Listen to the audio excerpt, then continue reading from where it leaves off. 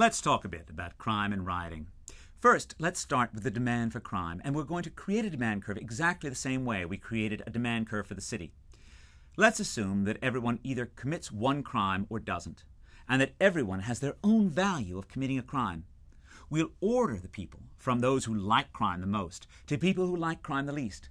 We'll then get a series of bars representing the value that each person places on committing a crime. Those bars decline with the number of criminals precisely because we've ordered them in that way. And naturally, we're going to assume that the people who like committing crimes the most are the first people who commit crimes. Now, we do just what we did for cities. We assume thousands of people, and the bars start to get smaller and they smoosh together. Eventually, we're left with a downward sloping curve, which might be a line, but it also might bend a bit. The simple equilibrium equates this benefit of crime with the cost of crime. The easiest assumption is that the cost of crime is some function of the probability of arrest times the punishment if you are arrested. We can write this here as a horizontal line. This graph predicts that the number of criminals falls as the punishment for crime increases, or if the probability of arrest increases. But now, let's switch into riot gear.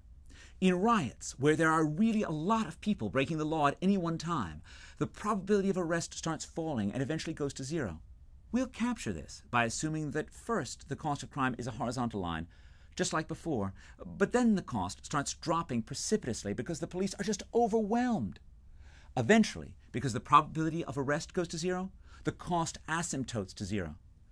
As you can see, there are now 3 points where the two lines meet. A low crime point, which is normal times, a medium crime point, and a high crime big riot point. The medium crime point is again unstable.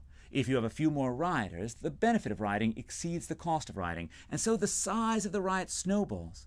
If you have a few fewer rioters, the benefits of rioting are less than the cost of rioting, and so the size of the riot shrinks. There are two stable equilibria, one with a big riot, the other with normal levels of crime.